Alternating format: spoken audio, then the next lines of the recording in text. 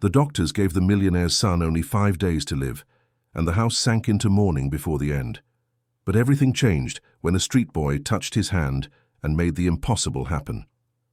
From that moment, healings, conflicts, and a question no one dared to say out loud arose: what if the miracle had a price? This true story shocked an entire city and will challenge everything you believe about faith, gratitude, and love. The Miami sun never seemed to truly reach the corners of the Albrights' apartment.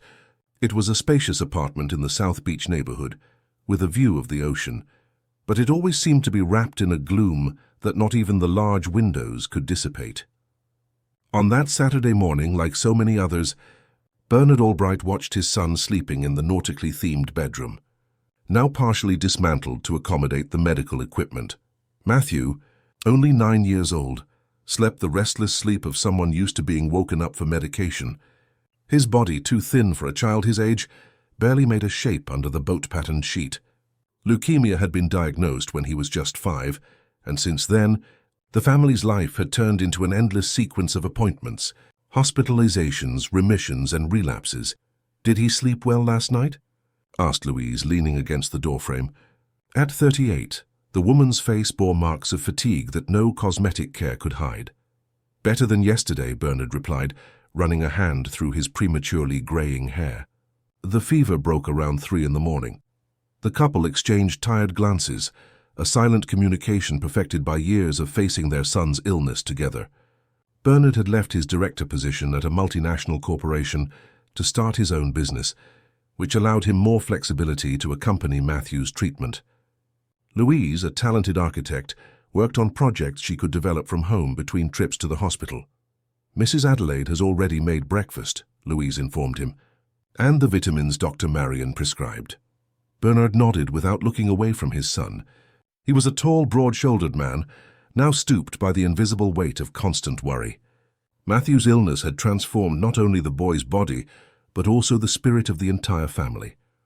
The spontaneous laughter, once frequent during dinners and weekends at the beach, had been replaced by technical conversations about medications, procedures, and survival statistics. The phone rang in the living room, and Louise hurried to answer it before the sound could wake her son. Bernard remained in the room, mentally counting the days since the last transfusion, calculating when they would need to return to the hospital. "It was Dr. Marion," Louise reported upon her return. "The results of the latest tests weren't—" She hesitated, searching for words that could soften the reality. "They weren't what we were hoping for." Bernard closed his eyes, absorbing the impact of the news without showing emotion. They had learned over the years to manage bad news in Matthew's presence, to smile when they wanted to cry, to speak of hope when what they felt was despair. "What does she recommend?" "A new protocol. We start on Monday." In the impeccably organized kitchen, Mrs. Adelaide, who had worked with the family for over a decade, was preparing the boys' breakfast. More than an employee, she had become an essential part of the family unit, especially after Matthew's illness. Nearing 60, the housekeeper's time-worn face held a serene expression that contrasted with the tense atmosphere of the house. "He needs to eat today," she commented, seeing Bernard enter the kitchen. "He's getting thinner every day." "We'll try, Adelaide," Bernard replied, pouring himself some coffee. "I know how hard it is when he's on his meds." Mrs. Adelaide nodded, adding an extra touch of honey to the oatmeal she was preparing. She knew, like everyone in that house, that every spoonful was a small battle won. The Saturday passed like so many others.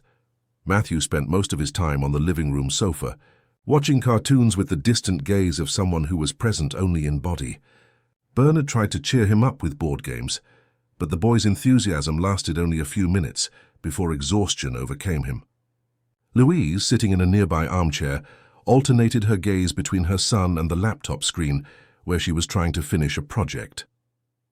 Late in the afternoon, going against medical advice to avoid public places due to Matthew's compromised immunity, Bernard suggested a brief outing. 15 minutes tops, he argued with a hesitant Louise. The sunset on the beach. It's been so long since he's seen the ocean up close. Louise eventually agreed, less out of conviction that it would be beneficial and more from the exhaustion of saying no to everything that might bring her son some joy. They dressed Matthew carefully, applied sunscreen, put a hat on him to protect him from the setting sun, and a mask to minimize the risk of infection. The South Beach boardwalk, usually bustling, was relatively quiet that late afternoon. They walked slowly along the pavement, with Matthew between his parents, each holding one of his hands. The sea was calm, and the sky was beginning to be tinged with orange hues. "Look, Dad, the boats," Matthew pointed, with a flash of the enthusiasm that was so characteristic of him before the illness. Small fishing boats were returning to shore after a day's work. They sat on a bench facing the sea, and for a few minutes the silence between them was comfortable. Unlike the oppressive silence that inhabited their home, Bernard watched his son, who seemed to be absorbing the scenery with an intensity that had been rare lately. That's when Bernard noticed the boy, a slender boy with tanned skin and curly hair, who was slowly approaching along the sidewalk. He wore worn-out shorts, a t-shirt several sizes too big, and flip-flops that looked like they were about to disintegrate. His eyes, however, had a brightness that contrasted with his neglected appearance.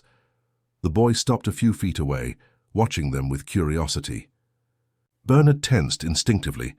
The years of living with his son's vulnerability had made him overly cautious with strangers. "What is it, honey?" Louise asked, noticing the change in her husband's posture. Before Bernard could answer, the unknown boy came closer until he was directly in front of Matthew. Neither Bernard nor Louise had time to react. The boy simply knelt, looked into Matthew's eyes, and took his hands with a disarming naturalness. Something in that moment paralyzed the parents, perhaps the absence of threat in the gesture, or the serene expression on the unknown boy's face.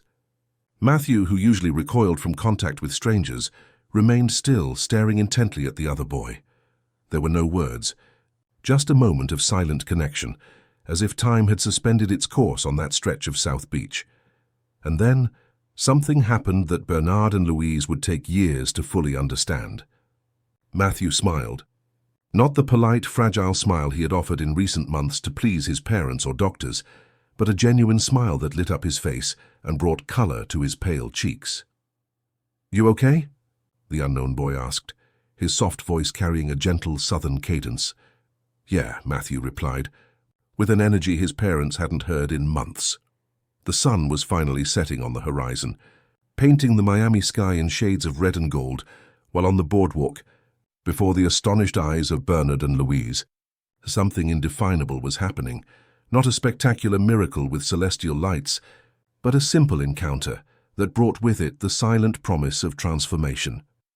The walk back to the apartment was marked by a different kind of silence than the one the family was used to. It was not the silence of grief, but of astonishment. Matthew, who for months had needed to be carried even for short distances, was walking on his own with an energy that bewildered his parents. Even more surprising was that the unknown boy, who had introduced himself only as Rafa, walked alongside them, as if he had always been part of the group. "Where are you from, Rafa?" Louise asked, trying to get some information about the boy. "From far away," he replied, with a gaze that seemed to carry distances greater than his age suggested. Bernard watched the interaction between the two boys, feeling something stir within him. An intuition, or perhaps just the awakening of a long-dormant hope.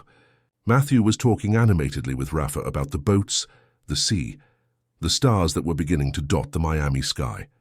It was as if he were recovering in minutes the vitality that the disease had stolen over the years. When they arrived at the building, the doorman, Mr. Josiah, cast a curious glance at the stranger accompanying the family. Bernard hesitated for a second, but Matthew's hand holding Rafa's firmly seemed to make the decision for him. "He's with us," he said simply, and Louise gave him an inquisitive look that he pretended not to see. In the apartment, Mrs. Adelaide's eyes widened upon seeing not only Matthew walking with ease, but also the presence of an obvious street kid entering the impeccably decorated living room. "He needs a bath," Matthew declared, with a firmness that surprised everyone. "And then he's having dinner with me." Louise pulled Bernard into the hallway, while Mrs. Adelaide, recovering from her initial surprise, led the boys toward the bathroom. "What is happening, Bernard?" she whispered, her voice tense. "Who is this boy? We can't just bring a strange child into our home." "You saw our son, Louise," Bernard replied, his voice thick with restrained emotion. "I saw how he is different, alive. This makes no sense. A coincidence doesn't mean... It's not a coincidence, he interrupted, with a conviction that would not be questioned. Whatever this is, it's not a coincidence. And if there's the slightest chance that this boy has anything to do with Matthew's sudden improvement, I won't send him away. In the dining room 20 minutes later, an unusual scene was unfolding. Rafa, now clean and wearing one of Matthew's t-shirts that fit him like a small dress, stared at the bountiful meal with wide eyes. His hands, with clean but bitten to the quick nails, hesitated over the silverware as if he didn't know where to start. "You can eat," Matthew encouraged, helping himself to rice with an ease and appetite he hadn't shown in months. Louise watched the scene with conflicting feelings. The joy of seeing her son eating enthusiastically contrasted with her apprehension about the stranger at her table.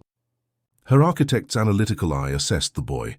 He appeared to be between 8 and 9 years old, was visibly malnourished, and despite the bath, his skin showed marks that spoke of a hard life on the streets. "Where are your parents, Raphael?" she asked, trying to maintain a gentle tone. The boy chewed slowly, seeming to weigh each word before answering. "I don't know, Mom. I never knew my dad. My mom, she left a long time ago." "And who do you live with?" Louise pressed. "Nobody, ma'am.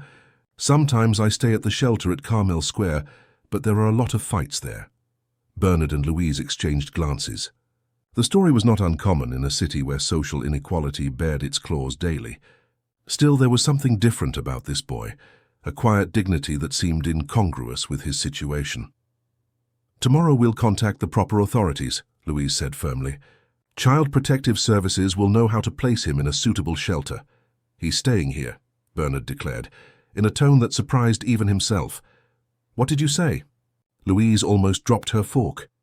"Tonight, at least," Bernard clarified, avoiding his wife's gaze. "It's late and we're not putting a child out on the street at this hour." What Bernard didn't say, what he couldn't explain even to himself, was the absolute certainty growing inside him. A certainty that defied all logic and reason, but that echoed with the force of thunder. This boy was destined to be a part of their lives. The evening progressed with an atmosphere of strangeness. Mrs. Adelaide improvised a bed in the guest room, usually reserved for Louise's parents when they visited. Rafa thanked her with a formality that seemed out of place on his childish lips. "I can sleep on the floor, ma'am. How you don't have to go to so much trouble."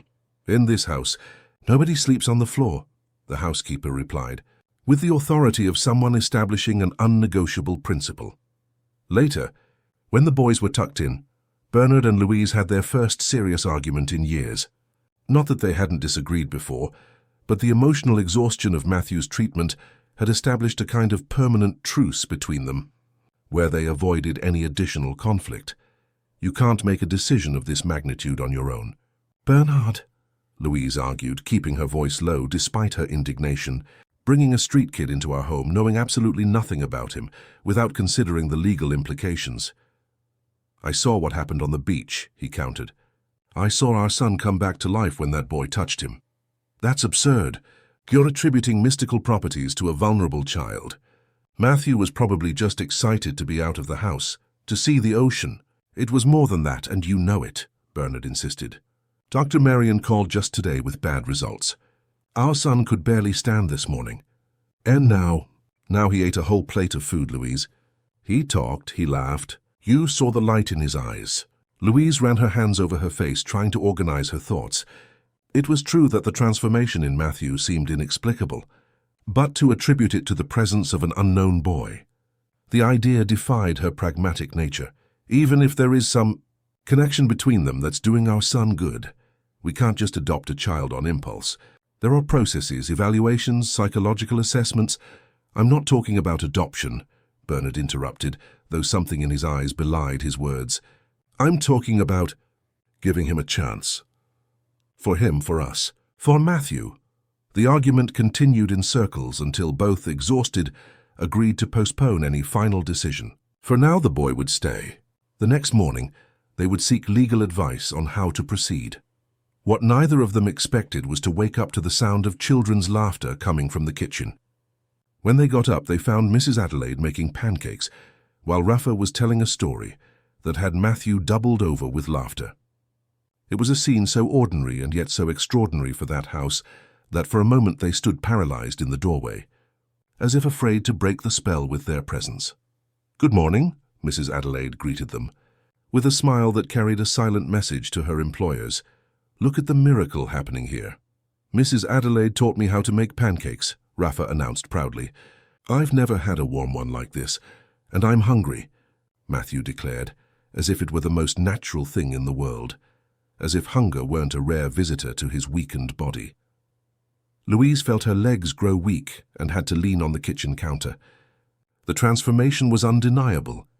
The color had returned to her son's cheeks. His eyes, once dull with fatigue, now sparkled.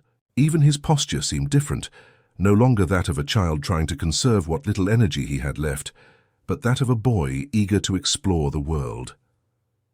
Bernard, standing beside her, squeezed her hand gently.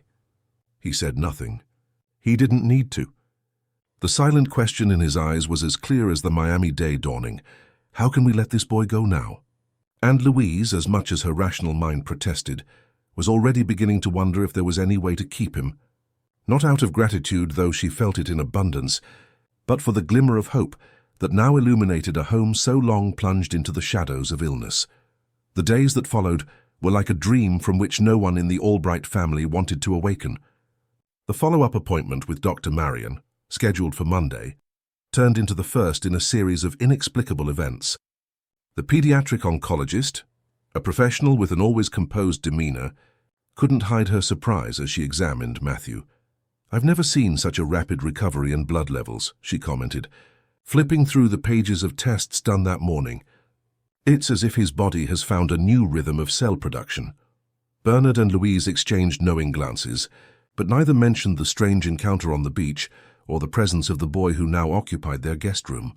There was a silent fear that any attempt to explain might break the spell, reversing the improvement that seemed like a miracle.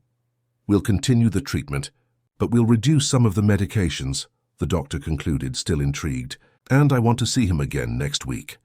Meanwhile, at Emerson Elementary, Rafa was facing his first day of school. Thanks to Bernard's connections, the boy had been provisionally enrolled while his legal situation was being assessed. Wearing a new uniform, with school supplies still smelling of plastic, he seemed out of place among the other fourth graders. "Class, this is Raphael, our new classmate," introduced Mrs. Victoria, a middle-aged woman with kind eyes behind colorful framed glasses. "I hope you'll all make him feel welcome." Curious glances and a few whispers followed Rafa to his desk.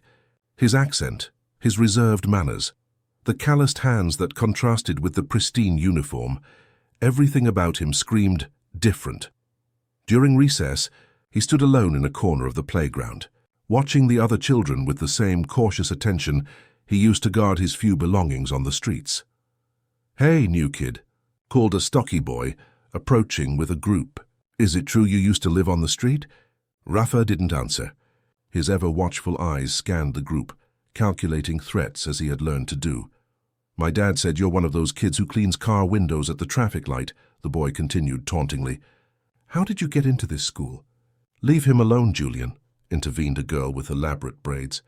"Don't mind him," she said to Rafa. "Julian picks on everyone." "I'm Annie." Before any friendship could blossom, the bell rang, signaling the end of recess. But the seed had been planted. Not everyone would see Rafa as an intruder. Meanwhile, in the office of social worker Carla Vasquez, in the city center, Bernard and Louise were navigating the bureaucratic maze of the American adoption system. "You need to understand that this process isn't simple," explained Carla, an African-American woman in her early 40s, with a demeanor that blended firmness and empathy. "First, we need to locate the boy's biological family." "He says he doesn't have a family," Bernard interrupted. "Everyone has a family, Mr. Albright," she replied patiently. "We need to confirm if there are truly no relatives who can take responsibility for him.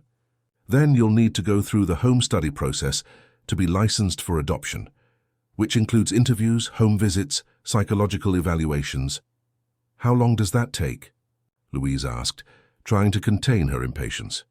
"Under normal circumstances, the entire process can take from 6 months to a year. In your case, considering the child is already in your de facto custody, we can try to expedite it with a temporary guardianship, but..." "A year?" Bernard couldn't hide his dismay. And until then, what happens to the boy? He should be in a foster care facility, Carla replied with a sigh. But considering the circumstances, I will recommend that he remains with you under a temporary custody agreement while the paperwork is processed. As they left the office, Bernard and Louise walked in silence through the streets of downtown Miami. The strong sun contrasted with the emotional shadow that the prospect of a long adoption process cast over them. "We can't lose this boy, Louise," Bernard said finally, stopping in front of a restored Art Deco building. "It's not just for what he did for Matthew. It's for him. Have you seen how he treats every meal like a gift? How he's grateful for things any child would take for granted?" Louise nodded, surprised by her own transformation. From reluctant to defender in just 1 week, something about Rafa's quiet dignity had touched her heart in a way she couldn't explain. "We'll do whatever it takes," she replied, squeezing her husband's hand. "He deserves a family. And maybe we need him as much as he needs us." That afternoon, when they picked up the boys from school, Matthew had insisted on returning to classes after months away. They found a scene they hadn't expected. Rafa sitting alone on a bench in the principal's office, his uniform dirty and a cut on his lip. "What happened?" Louise asked, kneeling in front of him. "Nothing, Ma'am," the boy replied, looking down. "The school counselor, Mrs. Solange, called them for a private conversation, while Matthew kept his friend company. There was an incident during recess," she explained. "Some boys were provoking Raphael, calling him a trash-picker kid and other names. When they tried to take his lunch, he fought back. He defended himself," Bernard corrected, feeling a mix of pride and concern. "Yes, but our policy on violence is clear." "Violence is what this boy suffered on the streets," Louise interrupted, surprising herself with her vehemence. "And what he suffered today, being humiliated by children who have never had to fight for their own food." The counselor backed down in the face of Louise's intensity, agreeing not to apply any disciplinary sanctions to Raphael, but recommending sessions with the school psychologist. On the way home in the comfort of the imported SUV, Rafa remained silent while Matthew chattered away, trying to cheer him up. In the rearview mirror, Bernard watched the interaction between the two, his biological son, who had always had everything, offering comfort to the one who had never had anything. "No one's going to mess with you again," Matthew assured him. "And if they try, we'll face them together." Something in his son's determination, so contrasting with the fragility the illness had imposed, moved Bernard deeply. More than a new beginning for Rafa, this cohabitation was revealing a Matthew who had perhaps always been there, just waiting for the opportunity to emerge. The days turned into weeks, and gradually a new routine was established in the Albright family. Matthew returned to school full-time, with a vitality that surprised everyone. His tests continued to show improvement, and Dr. Marion began to talk about the possibility of discontinuing part of the treatment. Rafa, for his part, gradually adapted to school and family life. His grades, initially low due to the gaps in his education, improved significantly under the patient tutoring of Mrs. Adelaide, who discovered an unexpected calling for teaching. At school, the bullying incidents decreased, especially after Annie, the girl with the braids, publicly declared herself his friend. One afternoon, while helping Mrs. Adelaide organize the pantry, a task he had taken on spontaneously, as if he needed to repay the welcome he had received in some way, Rafa asked a question that took the housekeeper by surprise. "Ma'am, do you think they're going to send me away?" Mrs. Adelaide stopped cataloguing the canned goods and looked at the boy. There was a vulnerability in his eyes that contrasted with the strength he showed in other situations. "Why are you thinking about that, my child?" "I heard Mr. Bernard on the phone talking about problems with the papers, and I saw Mrs. Louise crying after a lady came here and asked a lot of questions." The lady in question was the social worker, Carla, who had conducted the first home visit as part of the adoption licensing process. The interview had been tense, with questions that seemed to challenge the family's motivations for adopting Rafa. "You need to be sure that you want to adopt the boy for his own sake, not out of gratitude for what you believe he did for your biological son," Carla had said, provoking Louise's restrained tears. "No one is going to send you away," Mrs. Adelaide assured him, hugging Rafa with maternal tenderness. Mr. Bernard and Mrs. Louise are fighting for you to stay forever. It's just that these paper things are complicated. What if they give up fighting? The boy insisted, revealing a deep-seated fear he carried in silence. Mrs. Adelaide held the small face between her wrinkled hands. There are two things you need to know, Raphael. First, not everyone gives up when things get hard. And second, in this family no one gets left behind. Understand? The boy's eyes glistened with unshed tears, but he nodded, trying to believe the housekeeper's words. What Rafa didn't know was that, at that very moment, in a restaurant in Miami's design district, Bernard and Louise were meeting with a well-known lawyer specializing in family law. Your case is complex, explained Mr. Sergio Romano, adjusting his reading glasses. On one hand, the boy lacks complete documentation, which makes even the official declaration of abandonment difficult. On the other, you already have a child, and the motivations for this adoption could be questioned. Our motivations? Louise frowned. We want to give a home to an abandoned child. Shouldn't that be enough? The lawyer smiled gently. In theory, yes. In practice, the system seeks to ensure that adoptions are not made for the wrong reasons.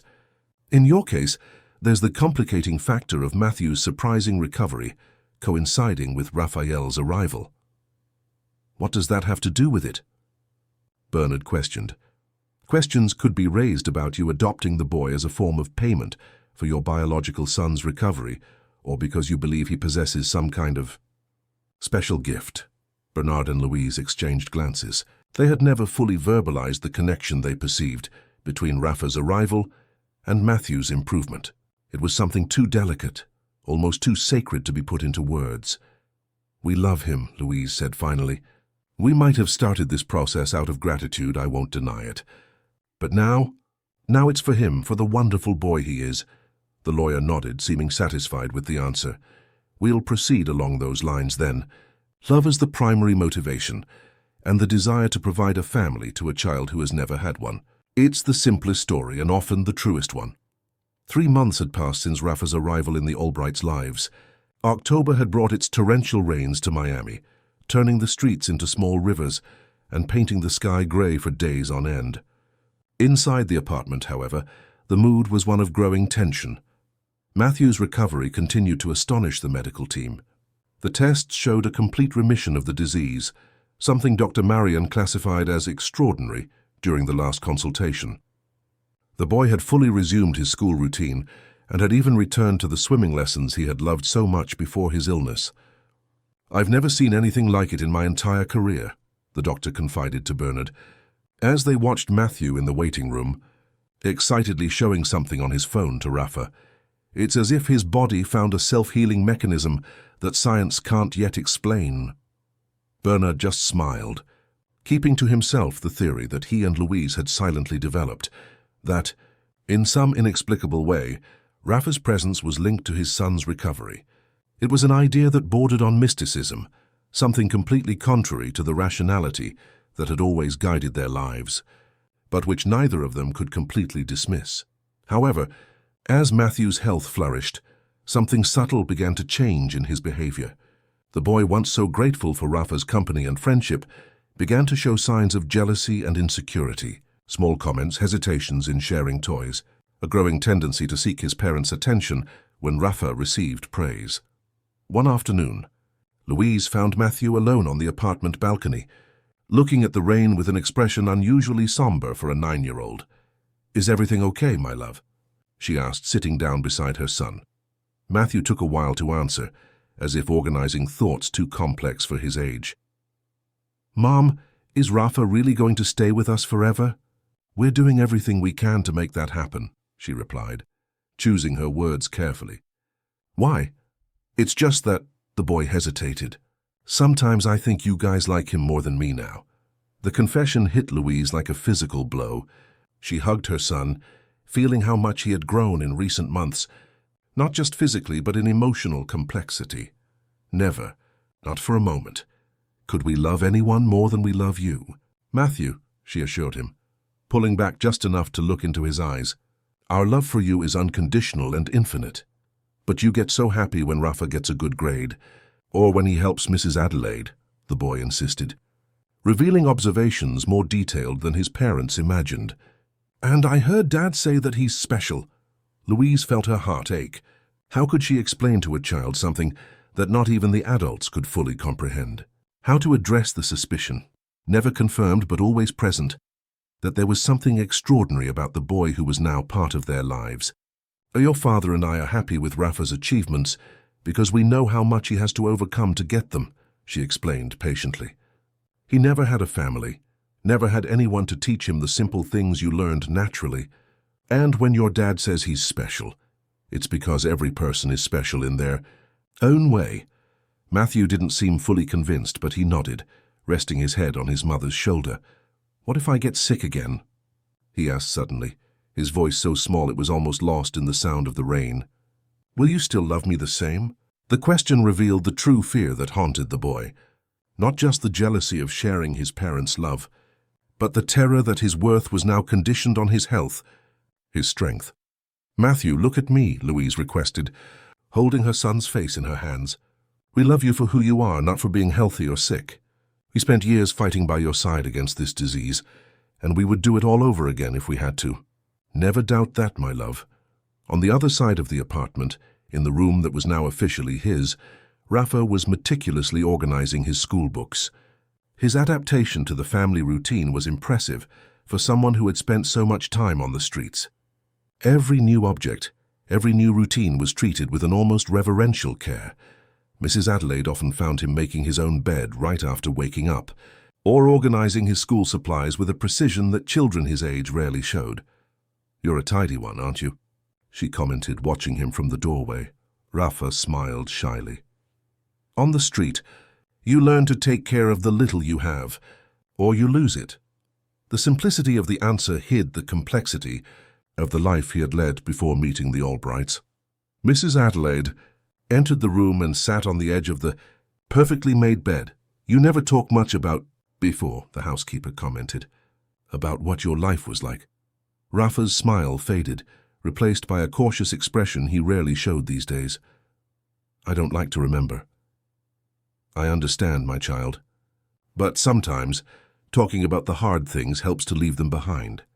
Rafa was silent for a long moment, as if assessing the trustworthiness of the offer. Finally, he sat down next to Mrs. Adelaide. "My mom wasn't bad," he began with disarming maturity. "She was just sick. One of those sicknesses you can't see, but that hurts on the inside." "A sickness of the mind?" Mrs. Adelaide suggested gently. Rafa nodded. "She loved me, I think. But sometimes she forgot about me. She'd be gone for days. When I was 6, she left and never came back." "And there were no other relatives? Grandparents, uncles?" "I had my grandma, but she was already very old and went to the hospital. I stayed in a shelter for a while, but it was too crowded, too noisy. I ran away." The story emerged in fragments like pieces of a puzzle revealing a shattered childhood. The boy told of the 2 years living on the streets of Miami, of the other boys who taught him to survive, of the hungry nights and the days of improvised work cleaning windshields at traffic lights. "But how did you end up on that beach, on that specific day?" Mrs. Adelaide asked, touching on the point that intrigued the whole family. For the first time, Rafa seemed genuinely uncomfortable. "I can't really explain it," he replied, averting his gaze. "I was really hungry that day. I hadn't had anything to eat since the morning before. I was walking along the beach looking for tourists who might give me some money when I saw Matthew. He looked..." The boy searched for the words. "He looked like he was fading away." "Fading away?" Mrs. Adelaide repeated, intrigued. "Yeah, like a dim light," Rafa explained, gesturing with his hands. "I don't know how to explain it. I just felt I had to go to him. It was like someone was pushing me, but there was no one there." The housekeeper listened in silence, not questioning the boy's experience. In her simple wisdom, there was room for mysteries that the rationality of the modern world tended to dismiss. "And when you touched him—" "It was weird," Rafa interrupted, now more animated. "I felt like something passed from me to him, a warmth. Then I got really tired, but also really happy, like I had done something important." Mrs. Adelaide nodded, treasuring that confidence like a secret. She wouldn't tell Bernard or Louise, not yet. Some truths needed time to be accepted, especially by people educated to trust only what they could see and measure. In the law office in downtown Miami, Bernard was receiving worrying news about the adoption process. Mr. Sergio Romano seemed uncomfortable as he explained the new developments. "A complication has arisen," he informed, removing his glasses. "The team from Child Protective Services managed to track down a relative of Raphael's, a maternal aunt who lives in Lakeland." Bernard felt his blood run cold. "And what does that mean for the process?" "By law, biological relatives have preference in custody cases, especially close family like aunts and uncles. If this woman expresses interest in taking the boy—" "He never mentioned an aunt," Bernard argued, his voice betraying his growing desperation. "If she existed, why did she let him live on the streets?" "According to the preliminary information, she lost contact with her sister years ago. She didn't know about her nephew's existence. She only found out after seeing a news report on children in the foster system where Raphael was briefly mentioned." Bernard ran his hands over his face, trying to process the impact of that information. They had grown attached to Rafa in a way they hadn't thought possible in such a short time. The idea of losing him to an unknown relative was devastating. "What are our options?" "I see right now only to wait. The social worker will contact this woman, verify her conditions and her real interest in assuming custody. If she backs out or if she's deemed unfit, your process continues. Otherwise—" The lawyer didn't need to finish the sentence. The message was clear. They could lose the boy they already considered part of their family. Returning home that evening, Bernard found Louise on the balcony, enjoying a rare moment without rain. The sunset painted the Miami sky in shades of orange and pink, creating a dramatic contrast with the dark clouds that were moving away. "How was the meeting?" she asked, immediately noticing the tension on her husband's face. Bernard sat next to her, recounting the discovery of Raphael's relative. As he spoke, he watched Louise's expression change, mirroring the same anguish he felt. "We can't lose him, Bernard," she said finally. "Not after everything." Mr. Romano advised caution. "Often distant relatives show up out of initial curiosity, but back out when they realize the responsibility involved." "And what if she doesn't back out?" Bernard had no answer to that question. He took his wife's hands in his, feeling the wedding band, a symbol of a commitment that had weathered so many storms. "We'll fight," he finally promised. "With every resource we have." Inside the apartment, oblivious to the adults' conversation, Matthew and Rafa were playing video games in the living room, a moment of truce in the growing tension between them. Mrs. Adelaide watched them discreetly from the kitchen, noticing how Matthew celebrated each victory effusively, while Rafa seemed almost relieved when he lost. "Let me win once in a while." "Matthew," Rafa joked after a particularly crushing defeat. "I don't need to let you win," Matthew replied with a smile that didn't quite reach his eyes. "You've already won a lot of things without any help." The comment, seemingly innocent, carried a weight that did not go unnoticed by Mrs. Adelaide. The housekeeper sighed, thinking about how children, even so young, were already fighting complex emotional battles. Matthew struggling with the fear of losing his privileged place in the family. Rafa trying not to take up too much space, as if he still believed his presence was a temporary concession. Outside the apartment, the rain began again, washing over the city and its secrets. Somewhere in Lakeland, a woman looked at an old photograph, trying to find in the face of an unknown nephew the features of the sister she hadn't seen in years. And on the streets of Miami, other children sought shelter under awnings, dreaming of the kind of miracle that had transformed Rafa's life. That night, while everyone slept, Rafa got up silently. He walked to Matthew's room and stood watching him sleep for a few minutes. With a gentle, almost imperceptible gesture, he touched the forehead of the boy who had become his brother, in fact, if not yet in law. A brief flash of light, so subtle it could have been just a reflection of the nightlight entering through the window, seemed to emanate from the contact. "It won't come back," Rafa whispered, like a promise. "The bad sickness won't come back to you." The day dawned with a surprising clarity after weeks of incessant rain. It was as if the Miami sky had finally tired of crying, making way for an intense blue that hadn't been seen in a while. In the Albright house, however, the atmosphere remained heavy. The news of the existence of Raphael's maternal aunt had been met with a mixture of apprehension and resignation. Louise, ever practical, tried to prepare herself and the family for all possibilities. Bernard, on the other hand, oscillated between moments of forced optimism and periods of contemplative silence. "We need to talk to him," Louise said during breakfast, while the boys were still asleep enjoying their Sunday. "Rafa deserves to know they've found a relative of his. What if it destabilizes him?" Bernard questioned, stirring his coffee without really drinking it. "He's finally feeling secure with us. That's exactly why he needs to hear it from us, and not find out by accident when the social worker comes to interview him." Mrs. Adelaide, who was making pancakes in the kitchen, cleared her throat discreetly. "If you'll permit my opinion," she began, with the gentle authority she had earned over decades with the family, "Raphael is stronger than you imagine. Children who have been through what he has develop a resilience that many adults don't have." Bernard nodded, recognizing the wisdom in the housekeeper's words. It was easy to forget, in the face of Rafa's sweetness and adaptability, the adversities he had faced in his short life.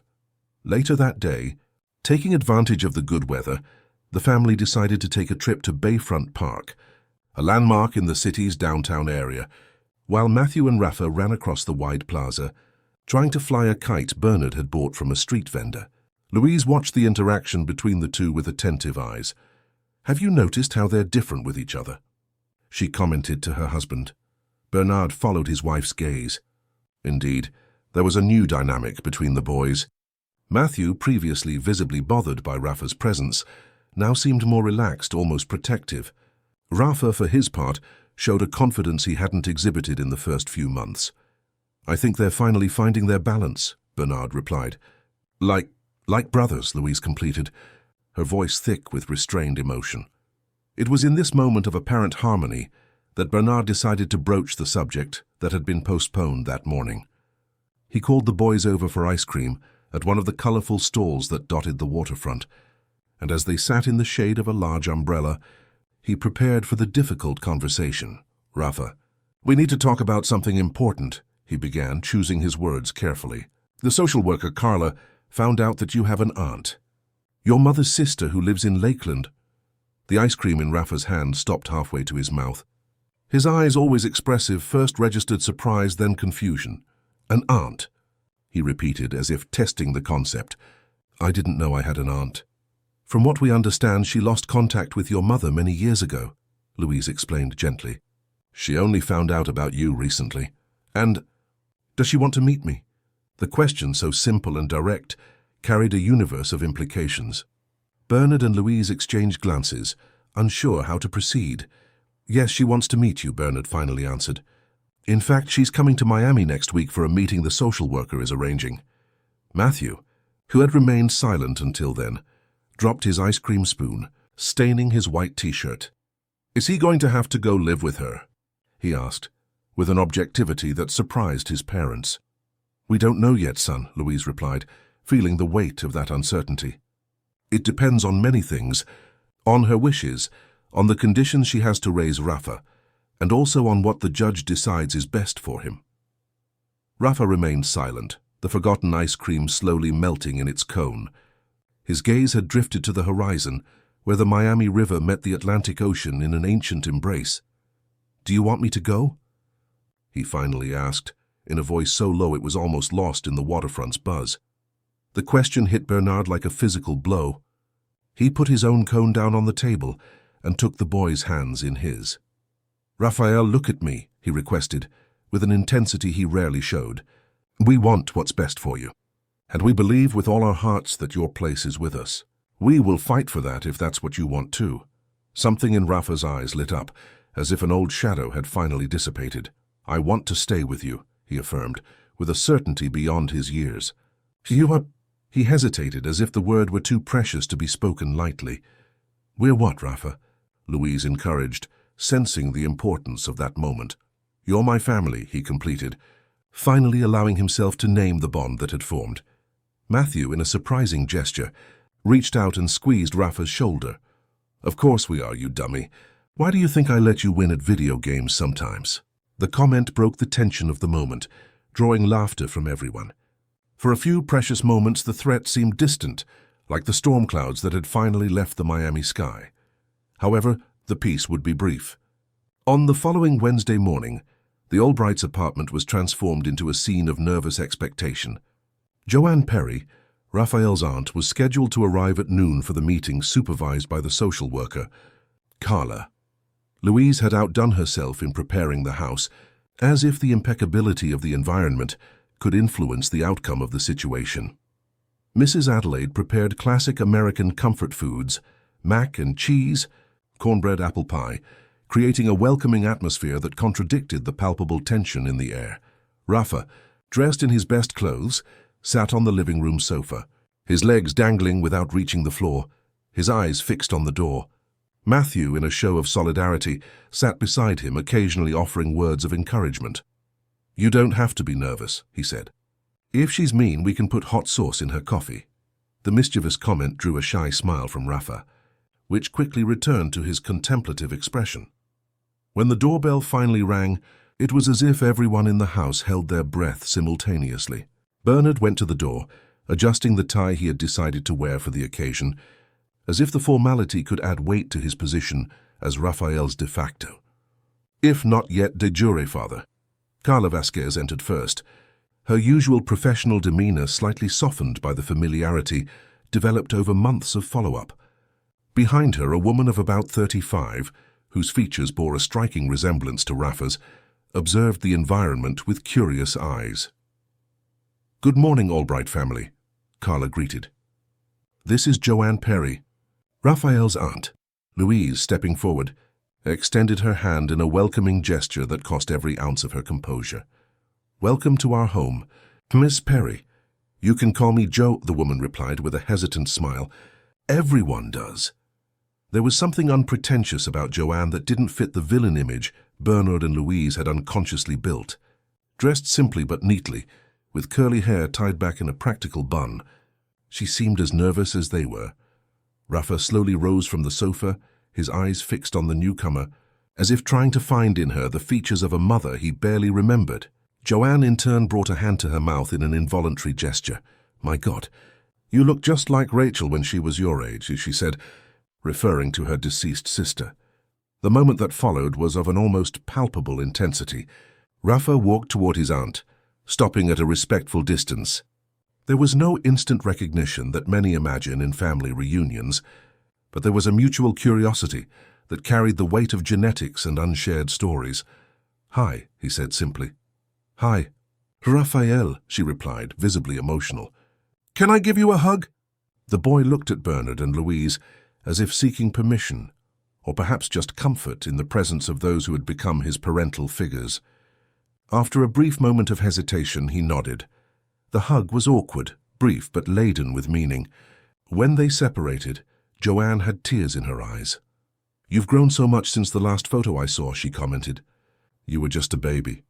The ensuing conversation was skillfully guided by Carla, who created a space for Joanne to talk about her life in Lakeland, where she worked as a teacher in a public school, and about her relationship with her sister, which had been severed after a family disagreement years before.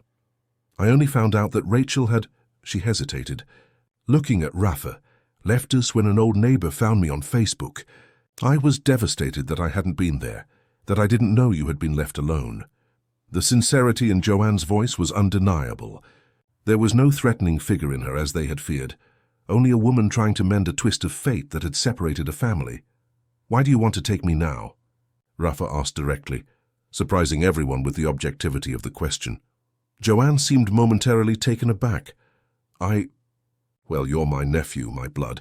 When I found out you were alive, that you were in the process of being adopted, I felt it was my responsibility, that your mother would have wanted me to take care of you." "But you don't know me," the boy insisted, with a wisdom that seemed beyond his 9 years. "And I don't know you."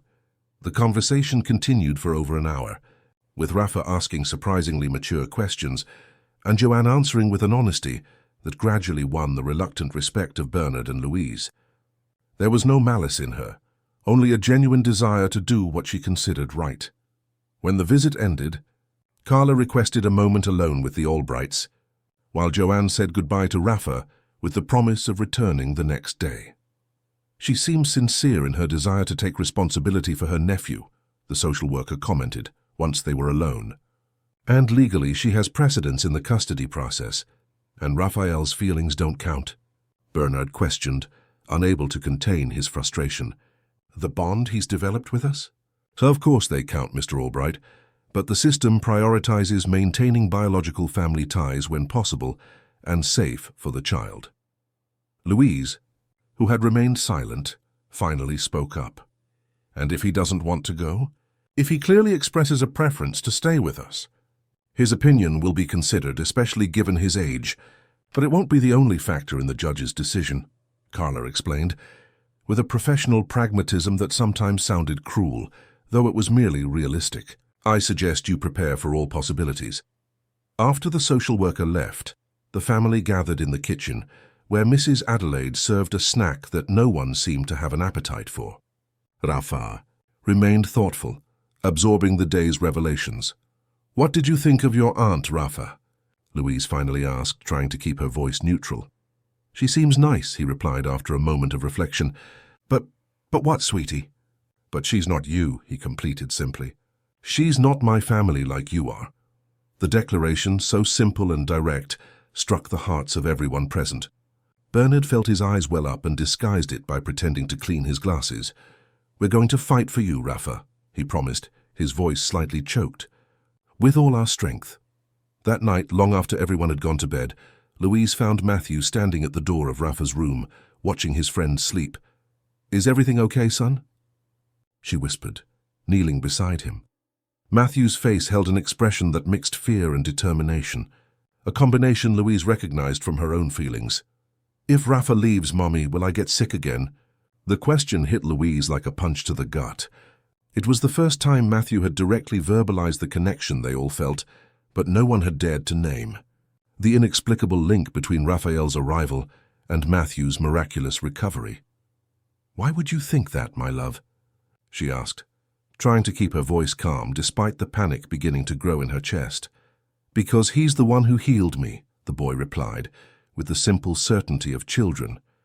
"On the day at the beach when he held my hand, I felt something pass from him to me, something good and warm, and after that I never felt weak again."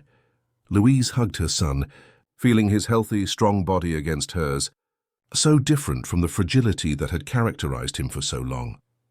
"No one is going to get sick, my love," she assured him, with more conviction than she felt. "Your recovery is real and permanent." But when she returned to her own room where Bernard was already asleep, Louise couldn't stop the tears from finally coming. The possibility of losing Rafa was painful enough on its own. They had grown attached to the boy in a way they hadn't imagined possible in such a short time.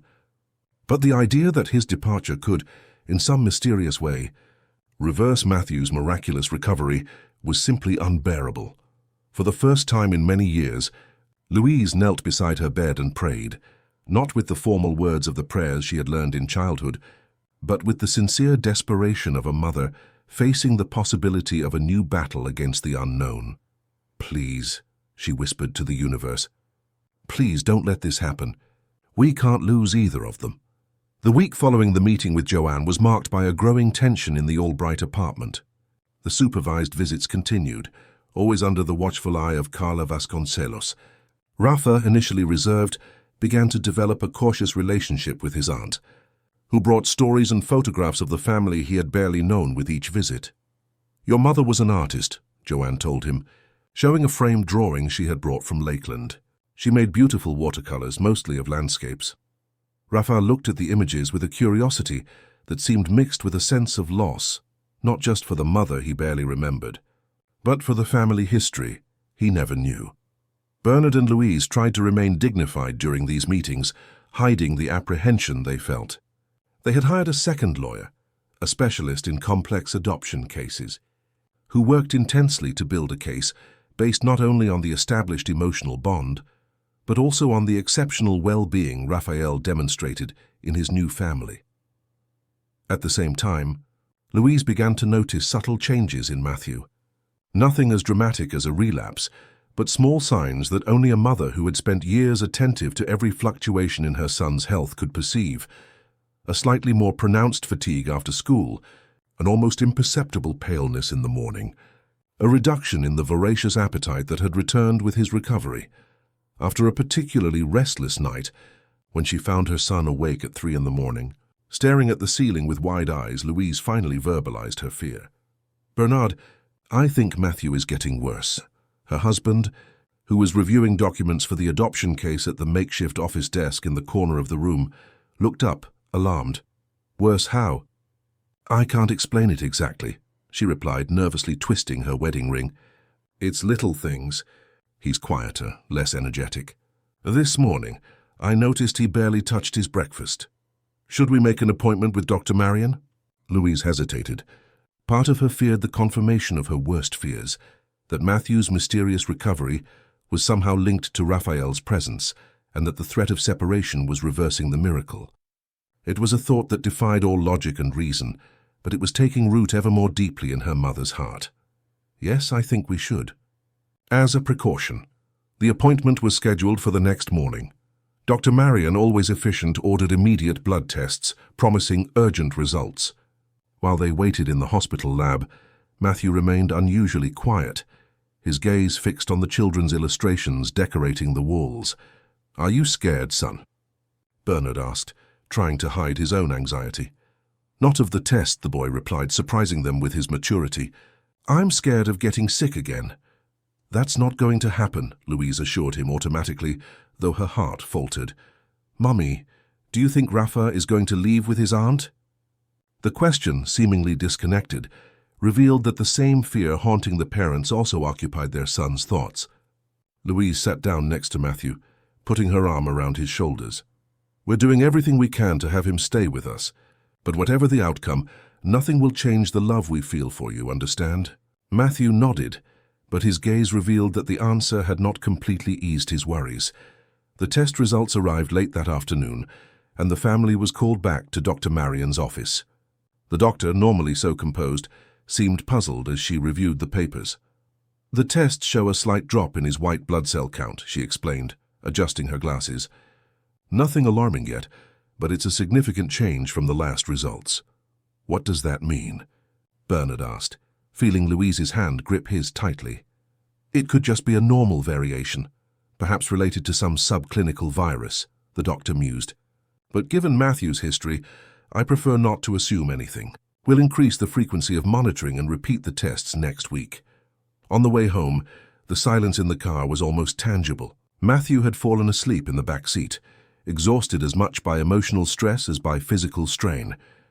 "It can't be a coincidence," Louise whispered, finally giving voice to the thought that tormented her. This started exactly when the possibility of Rafa leaving came up. Bernard kept his eyes fixed on the road, his hands gripping the steering wheel tighter than necessary. "We don't know that for sure," he replied, though his tone revealed that the same possibility haunted him. "It could just be stress, anxiety from the situation. Children are sensitive. Bernard, you saw what happened on that beach. You saw how Matthew changed the moment Rafa touched him. How do you explain that?" "I can't explain it," he admitted after a long moment, "but I also can't base our decisions on something that defies all medical logic. And what if medicine doesn't have the answers this time?" The question hung in the air, laden with implications that neither of them was fully prepared to face. When they got home, they found Mrs. Adelaide and Rafa sitting at the kitchen table, apparently engaged in a serious conversation. Both became visibly uncomfortable at the family's arrival, as if they had been caught in a secret. "Is everything okay?" Louise asked, helping a sleepy Matthew take off his jacket. "Everything's fine," Mrs. Adelaide replied with suspicious speed. "We were just talking about cake recipes." Raphael avoided everyone's gaze, suddenly very interested in the crumbs on the tablecloth. Later, after the children were put to bed, Bernard found Mrs. Adelaide tidying up the kitchen for the night, as she did every day before retiring to her room at the back of the apartment. "Adelaide, what were you and Rafa really talking about today?" he asked directly. The housekeeper stopped what she was doing, drying her hands on her apron with a sigh. "He made me promise not to tell." "Adelaide, please. We need to know everything that could help keep this family together." Something in Bernard's voice, perhaps the poorly disguised desperation, perhaps the emotional exhaustion, seemed to convince the woman. "He told me he knows Matthew is getting sick again," she finally revealed. "And that it's because of him." "What do you mean, because of him?" "Raphael believes he has a gift. Something he can't explain, but that's been happening since he was little." He can transfer health vitality to sick people. That's what happened with Matthew that day on the beach. And according to him, also with others on the street, younger kids he helped when they got sick.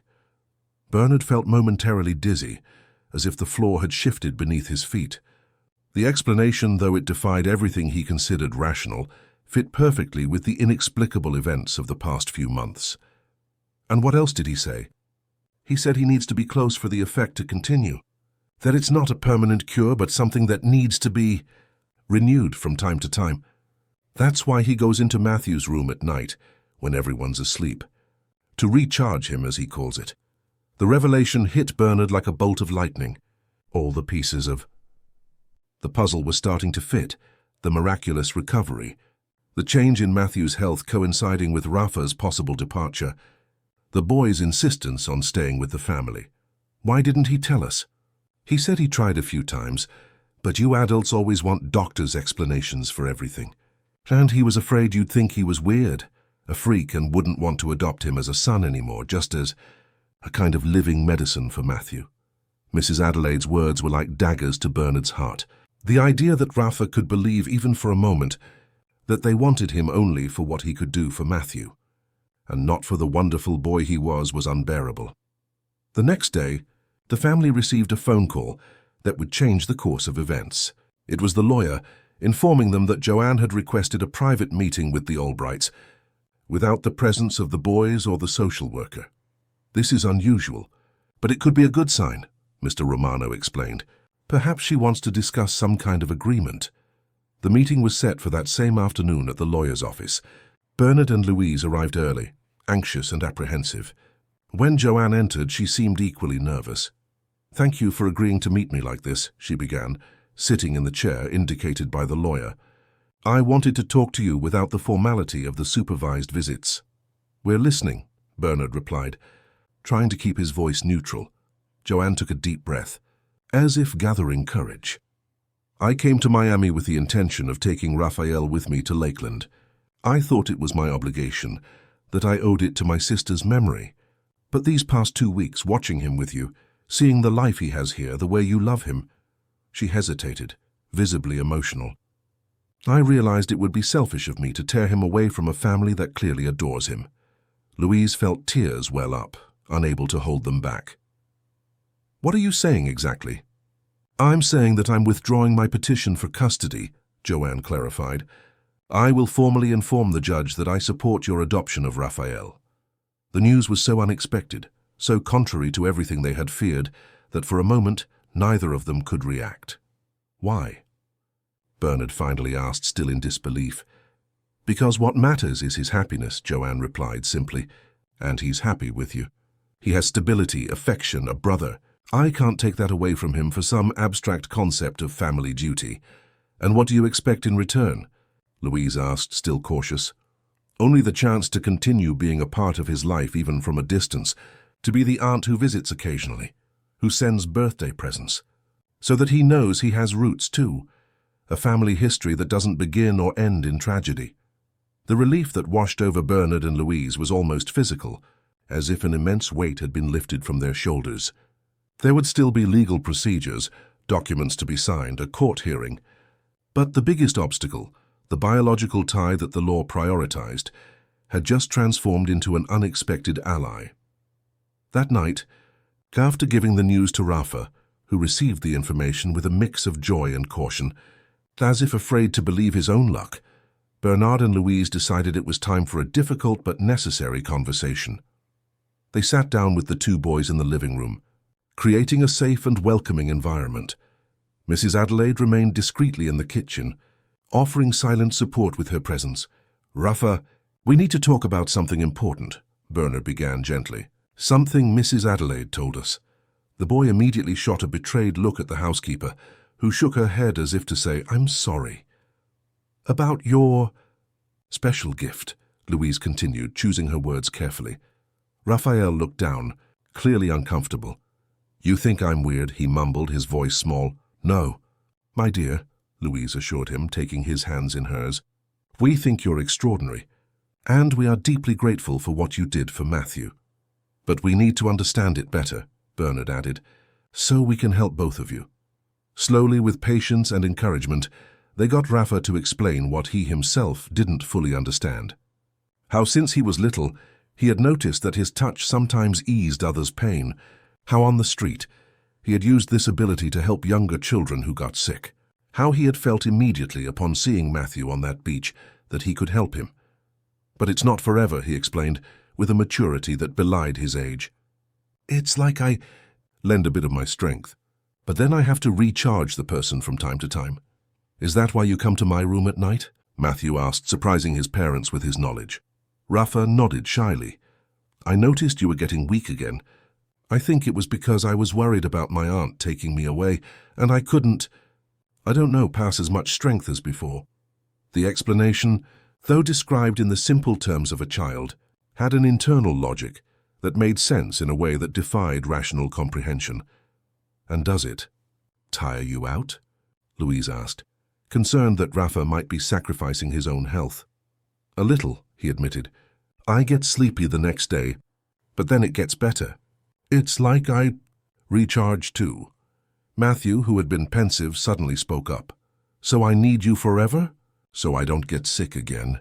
The question hung in the air, laden with implications none of them were fully prepared to face. Rafa looked directly at his friend, now his brother. I don't know, he answered honestly. I've never stayed with anyone this long before. Maybe over time your body will learn to do on its own what I help it do now. And what if it doesn't learn? Matthew insisted. Rafa shrugged with disarming simplicity. Then I'll stay with you. We're brothers now, aren't we? The answer, so simple and direct, deeply touched everyone's heart. There were no calculations of advantages or disadvantages, only the pure acceptance of a bond that transcended conventional explanations. The following months brought a series of developments that solidified the new family configuration. The final adoption hearing was scheduled for January of the following year, with all reports being favorable. Joanne kept her word, not only formalizing her support for the process, but also beginning a respectful relationship with the Albrights, visiting occasionally, and bringing stories and photographs that helped fill the gaps in Rafa's history. Matthew's health stabilized again. Dr. Marion, though scientifically unable to explain the extraordinary recovery, officially declared him in complete remission after an extensive battery of tests. Whatever happened, she commented during the final consultation, it was one of those cases that remind us that medicine doesn't have all the answers yet. Rafa, for his part, flourished in the security of his new home. His school grades improved significantly, and his talent for drawing, apparently inherited from the mother he barely knew, began to manifest. Encouraged by special art classes Louise enrolled both boys in. One Sunday afternoon, almost a year after the encounter on the beach, the family returned to the place where it all began. The sea was calm, the sky was clear, and a gentle breeze was blowing, tempering the typical Miami heat. Sitting on the same bench where they had met Rafa, they now watched the two boys playing in the sand. Do you think he'll have to do that forever? Louise asked, referring to the nightly recharges that Rafa still performed, though with decreasing frequency. I don't know, Bernard answered honestly. But I think that even if he does, it won't be a burden. They'll find their own balance. Watching her sons build an elaborate sandcastle, Louise reflected on the extraordinary transformations that a single encounter had triggered. How a family marked by illness and silence had transformed into something vibrant and full. How fear had given way to hope and pain to gratitude. It wasn't just Matthew who was healed, was it? She commented, resting her head on her husband's shoulder. It was all of us. Bernard nodded, understanding perfectly what she meant. Rafa's arrival had not only saved his biological son's life, but had also rescued the very essence of the family, reminding them of the transformative power of unconditional love.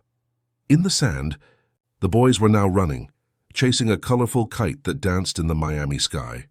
Their laughter mingled with the sound of the waves, creating a melody that seemed to celebrate life in its purest form. A life that, against all odds, had found its way back to that family, not through advanced medical treatments or miraculous interventions, but through the simple and extraordinary touch of a child who, despite having nothing, carried within him the greatest of gifts, the ability to heal not just bodies, but souls. And as the sun began to set on the horizon, painting the sky in shades of orange and pink. Bernard and Louise shared a look that contained all the gratitude in the world for having had the courage to open not just their home, but their hearts to a boy who appeared out of nowhere and changed everything. A boy who, with his small calloused hands, had shown that the true miracle was not physical healing, but the human capacity to love without limits, to rebuild after pain, and to find family not just in blood ties, but in bonds forged by compassion and mutual care. And that, more than any inexplicable power, was the true healing light. End of story. Dear listeners, we hope the journey of the Albright family has deeply touched your hearts. To experience more moving stories like this one, we have a special playlist with narratives that explore the mysteries of healing and family ties that transcend the conventional. Find it by clicking here on the side. If this story about Raphael and Matthew stirred emotions in you, be sure to subscribe to our channel and show your appreciation with a like. Every day we share stories that, just like this one, remind us of the transformative power of love and the human capacity to overcome adversity. We're counting on you in the comments to let us know how this narrative resonated with your lives and what other themes you would like to see explored in our upcoming stories.